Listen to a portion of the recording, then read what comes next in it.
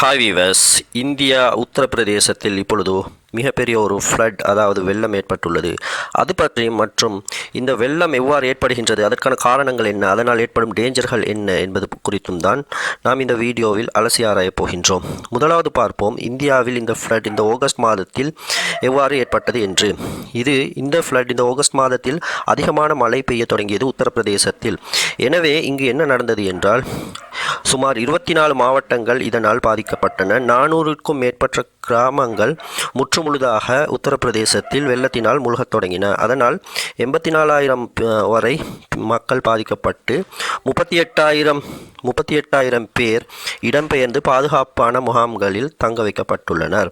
இதில் 12 பேர் உயிரிழந்தும் உள்ளனர். அதிகமான மின்னல் தாக்கம் மற்றும் மூச்சு திணறல் போன்ற சம்பவங்களும் இந்த உயிரிழப்புகளுக்கு காரணமாக உள்ளன. ஒரே நாளில் இந்தியாவில் படவா என்ற ஒரு பிரதேசம் உண்டு உத்தரப்பிரதேசத்தில். அதில் 202.4 மில்லிமீட்டர் மழை பதிவாகியுள்ளது. இது ஒரு ரெக்கார்ட் பிரேக்கிங் ரெயின்ஃபால் என்றே கூறலாம். மற்றும் கங்கா யமுனா ஆறுகள் மிகவும் ஆபத்தான எல்லையை கடந்துள்ளன.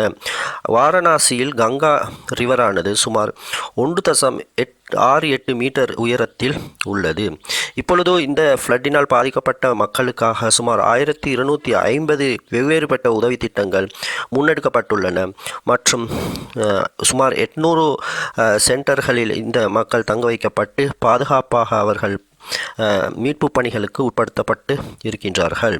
அடுத்தது, பல கோடிக்கணக்கான சொத்துக்களும் இதனால் அளிக்கப்பட்டுள்ளன என்பது உண்மைதான். அரசும் மும்முரமாக இந்த மீட்பு நடவடிக்கைகளில் ஈடுபட்டு வருகின்றது. 2023ற்கு பிறகு ஏற்பட்ட உத்தரப்பிரதேசத்தில் ஏற்பட்ட பேரிடர் இதுதான் என்று குறிப்பிடலாம்.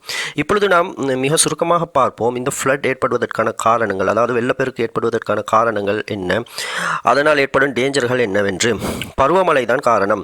பருவமழை மிகவும் அதிகமாக பெய்யும் போது அது என்ன செய்யும் என்றால் ஆறுகளில் சென்று சேரும். எனவே ஆறுகள் அதன் மட்டத்தை கடந்து பெருக்கெடுக்க தொடங்கும். இதுதான் முதலாவது காரணம். அதிகமாக மழை வீழ்ச்சி ஆறுகளில் சேருவதால் ஆறுகள் பெருக்கெடுத்து வீதிகளிலும் ஊர்களிலும் வருவது முதலாவது காரணம் வெள்ளப்பெருக்கு ஏற்படுவதற்கு. அடுத்தது, நதிகளில் மணல் அகழ்வு செய்யப்படுகின்றது அல்லவா. அதிகமாக மணல் அகழ்வு செய்யப்படும் போது சிறிய மழை பெய்தால் கூட அந்த ஆறுகள் பெருக்கெடுக்க காரணமாக இருக்கும். இது மனித நடவடிக்கைகளாக காரணமாக இருக்கும். அடுத்தது, இன்னொன்று சொல்வார்கள் க்ளவுட்பர்ஸ்ட் ஃப்ளஷ் ரெயின் என்று. இது மலைப்பகுதிகளில் பெய்யும் மழையாகும். மலைப்பகுதிகளில் ஒரு சிறிய மழை திடீரென்று ஒரு வாரத்திற்கு பெய்தால் கூட அது வெள்ளப்பெருக்கை அந்த மலைப்பகுதிகளில் தோற்றுவிக்கும், ஆறுகள் பெருக்கெடுக்காமலேயே. இதுவும் ஒரு காரணமாக இருக்கின்றது. அடுத்தது, காற்று, புயல், இவையும் காரணமாக இருக்கின்றன.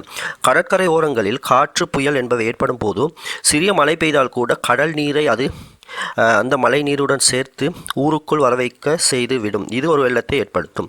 அடுத்தது, மனித காரணங்கள், காடழித்தல் போன்ற மனித காரணங்கள். அடுத்தது, மணலை ஆற்று மணல்களை அழித்தல் அல்ல, ஆற்று மணல்களை அகழ்தல் போன்ற நடவடிக்கைகளும் இந்த வெள்ளப்பெருக்கிற்கு காரணமாக இருக்கின்றன. அடுத்தது, காலநிலை மாற்றம். இப்பொழுது காலநிலை மாற்றம் உலகம் முழுவதும் பாதித்து கொண்டிருக்கின்றது.